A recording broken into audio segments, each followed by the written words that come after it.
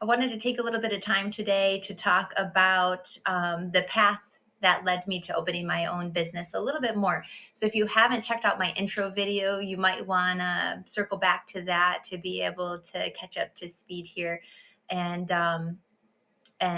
follow the journey.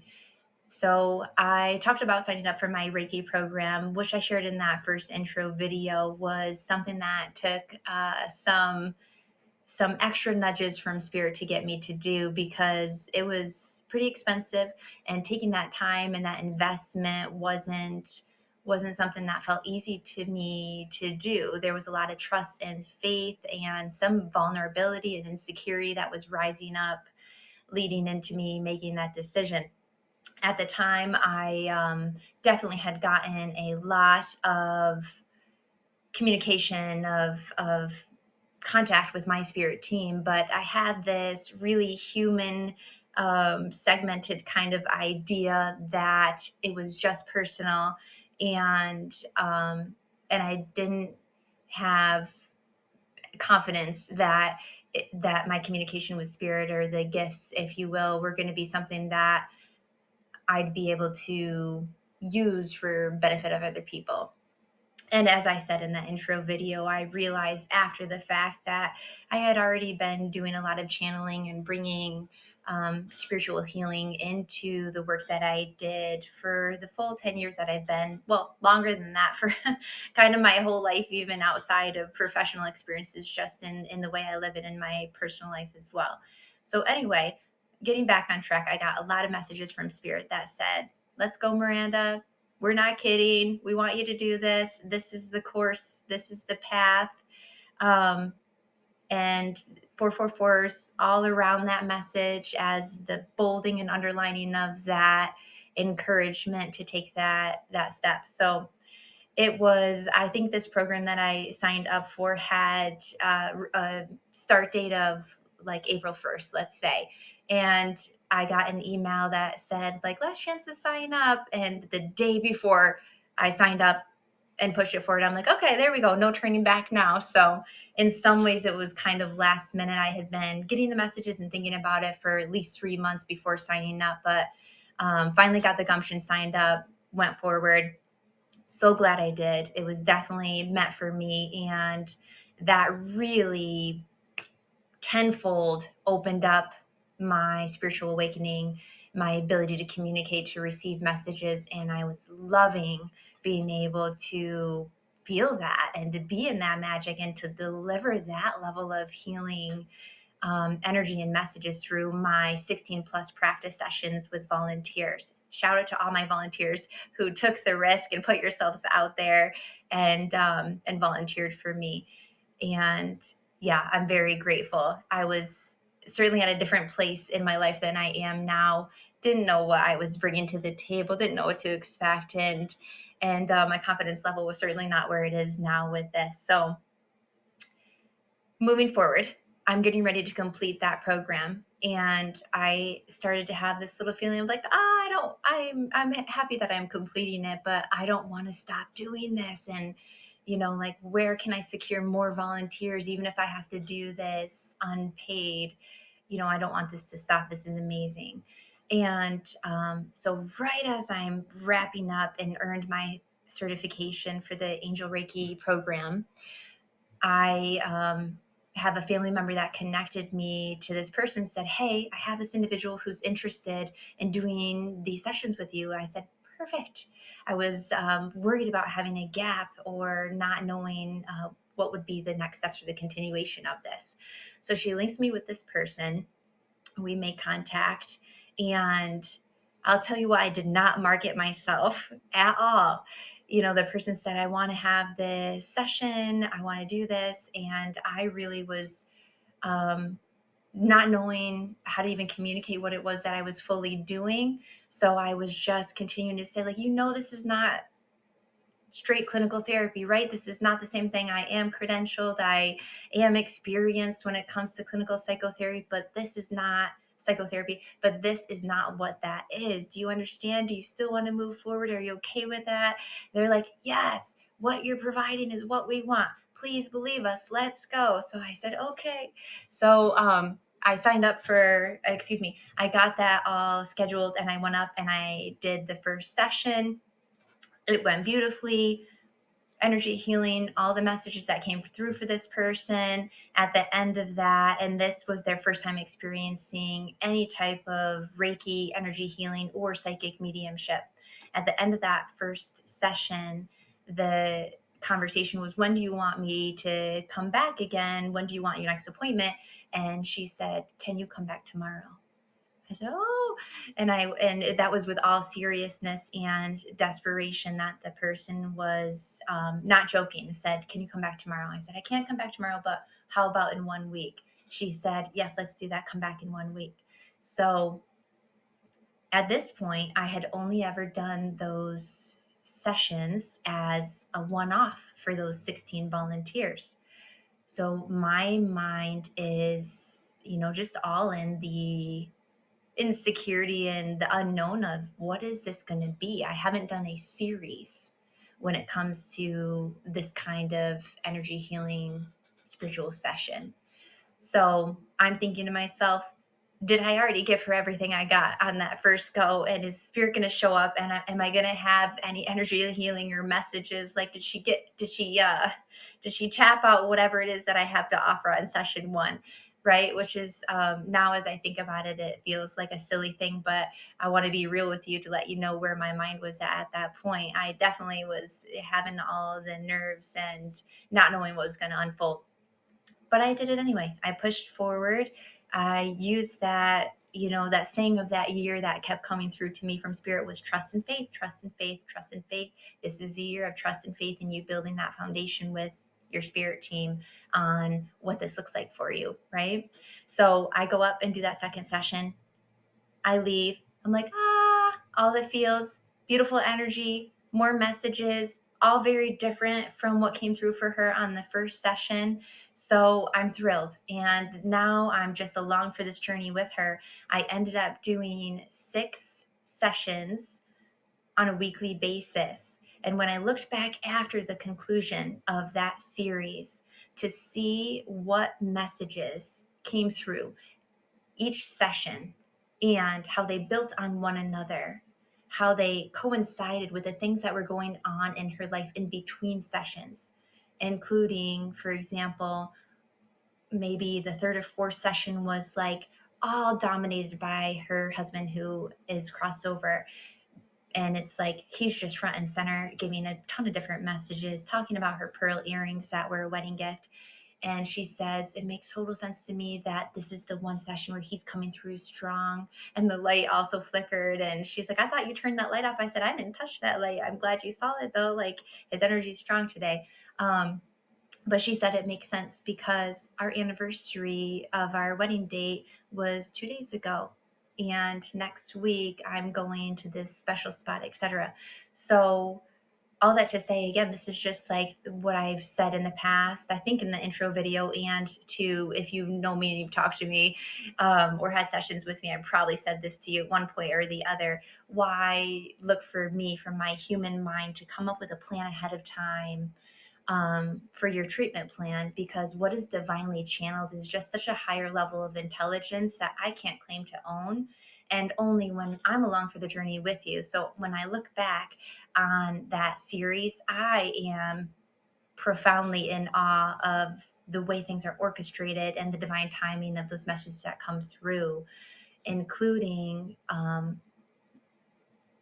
the experiences that the people have in between their sessions with me, where they will be getting their own signs coming into their life, and spirit uses that and brings it up in the next session so they know, hey, next week you're about to get these signs, look out for that. And then they go, oh, it was delivered just like you said it would be. Or the validation comes in the aftermath of, I'm getting something about this. Does this make sense to you? They say, yep, I saw a swan at this exact moment when I was thinking about this person. I know what you're talking about. That happened in between this last week. So it went beautifully. And the level of disconnection that this person had from their life force energy, just feeling depleted, disconnected, will to live low enjoyment, passion in life, just kind of non existent. And a lot of that cumulative effects of some pretty tremendous grief and loss in her life over the last, one of those losses being, you know, within the last 10 years, and one being having been within 6 months of her starting those sessions with me. Um, so the level of desperation from session one of, can you come back tomorrow? And just feeling so disconnected from herself and from her life, to on that fifth session, she sat down and said, hey, I just want you to know, I think next time you come will be my last session. I'm feeling better. And just the depth and just genuine vibration of that is like, yes, you are feeling better. I can see it. And your whole session today is all like celebration type of vibes. So you're not telling me anything that's a surprise to me. I can feel that confirmation and celebration from spirit that, yes, ma'am, you are ready. You are ready, right, to have this be your last session. And of course, reach out to me in the future when you feel the time is right. But for that series, she was done. So this, within 5 weeks, that kind of shift is something that I would be not expecting to see for 2 years in a much more classic, spiritually disconnected form of clinical psychotherapy. So to see that shift happen that intensely and quickly is just, this is next level healing that is coming forward. Amazing. And she was getting so much recognition of that from other people in her life. She had seen a doctor maybe 2 weeks before she started her first session with me. And in between, again, toward the end of her sessions with me, she said, I saw my doctor and he said, you look really different. What happened? What are you doing? And she said, I told him about you and what we've been doing. And he said, tell her thank you and that he's noticing. I said, oh my goodness, that's amazing. Thank you for sharing. And she had an adult son who lives in a different state who came up to visit. And her adult daughter said to me, when my brother came up, when my mom left the room, he looked at me and he said, Mom's back. Which makes me feel a little emotional just thinking about that, right? And this is like something he's seen in his mom being back that he hasn't seen in 10 years since his father had passed.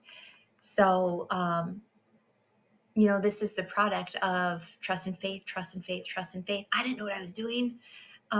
Right? I was like, I don't know what this is. I was trying to work on my website for the business at the time. And I was like, I'm going to wait to come up with what I want to say and how I want to describe what this is, because I don't know what it is yet. I'm feeling this nudge. I'm feeling this urge. I'm feeling this calling. I'm listening to it. I'm having trust and faith. And it's one step in front of the other when you're on that soul calling path of alignment. That's how it feels. It doesn't feel like the next 30 steps are envisioned, right? Because that's not a soul, that you're not being led on a path where you can see the next 30 steps. You're making that path out of your humanness, right? Because the way that things unfold when you're being divinely led and you're paying attention to those whispers of your soul, it doesn't always look so methodical, cerebrally known. It falls into place with each next step you take. So only after that series was I then able to start putting more words to, this is what this is. And you'll see that as you if you check out my website. If you haven't already, you can go check it out.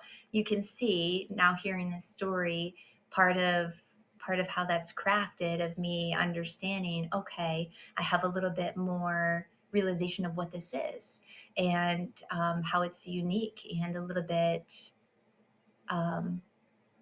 just different than what I could have imagined. I allowed it to be unveiled through following one step at a time of what I was being called to do.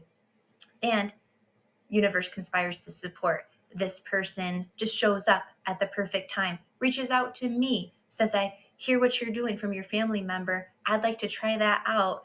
And like I said, I did not market myself well at all. And they were confident and they just continued. They're like, yes, we do want this. And that's what I needed. Universe delivered, right? So those are earth angels in my path put there to help me with the unfolding and the manifestation of what this healing business is. I hope you can hear as I'm talking about it how passionate I am about what this is and what I've seen it do for people. Really, that's what it's about. I mean, when you can have 10 years worth of how do I want to say this, like more dense, efforting, worky type of stuff through a more disconnected type of, or maybe don't want to say disconnected, but like not as evolved of a level of healing as what this is. Who wouldn't sign up to say, yeah, let's bypass doing that over a period of 10 treacherous years and give me 6 weeks of transformative healing that reconnects me with my light within and makes me not only not be nervous to not continue to see you, but makes me lead in 6 weeks with saying, Miranda, I'm good now. I don't need you. I'm good. I can notice the signs from my loved ones. I feel connected with my inner light, and that's the goal, isn't it? This arrival to your own divine spark within and having that. I'm thinking of like a dimmer switch, having that light just level up, level up, level up to the point where you don't need my light to shine onto yours to be able to see through the darkness anymore. And you find yourself out of that. That's healing. Healing comes from within, right? That's empowerment. This is not me giving something of mine to you. This is helping you to arrive at what's always been there and having angels, spirit, God, universe, source, your loved ones on the other side help you with recognizing and tuning into that and turning that up so you can live a life in alignment with the energy of your soul's essence, reconnecting with your sense of purpose, with your joy, with your ability to hold the duality, meaning the mix of the things that are meant to be experienced that don't always feel joyful without losing your sense of connection to spirit and to self along that journey of life, of what we're here to be experiencing. So, bringing it back around to kind of solidifying part of the message that I want to share, that I actually had a conversation in one of my sessions with a client today about, as she was telling me about some of the things that are unfolding in her life that feel energetically really in alignment for her. And we're recognizing, how does that feel when you move that way? What I had said to her is, you're right on point. This is what it feels like when you are following your calling. I envision this massive body of water, this ocean in front of you, and you see one singular stepping stone in front of you. And that's it. Not 30, not 100. And you think to yourself, if I step on this stepping stone, I'm going to be further out into the middle of the ocean. And I don't know where or when the next stepping stone is going to appear. And this is trust and faith. And this is alignment. So you learn after each step that you take, following those little nudges, following those little whispers, when your cerebral mind, when your human mind goes, does this make sense? What will happen if? What is the next piece of this? And spirit goes, no, honey, we've got the plan. And I say, can you give me the plan? And they say, we are. Here's the stone. I say, no, but I want to see the whole plan. And they say, no, Miranda, that's not meant for you. We're the holders of your whole plan, dear. That's how it's supposed to be. Because if you had the whole plan in front of you, you would trip yourself up and you wouldn't believe how good this can be, right? One thing at a time, girl, one thing at a time. And so after you get used to that discomfort of of what it feels like to have a little sense of free fall when it is in alignment with your soul calling and it's spiritually guided. Ooh, you're learning to fly. You're not falling after all, right? And so you start to be able to recognize, okay, I'm going to take this step onto the next stepping stone. And I don't need to see the next 30 because I feel the resonance of what it's like and all the affirmations and the signs that confirm for me, yes, this is the stone. This is the next stone. And that now is more than good enough for me because I recognize that I'm being led by a higher perspective than what I have access to right now. And why wouldn't I want that, right? Now I have been through enough experiences to learn what that feels like. So I hope that helps for you to be able to check in with your energy and to start experiencing the noticings of what's the difference between you trying to plan something out versus sitting into the seat of your soul and feeling the calling, right? Because a lot of times that calling won't make the most logical, cerebral sense on paper. And there's a beauty to that in the long run.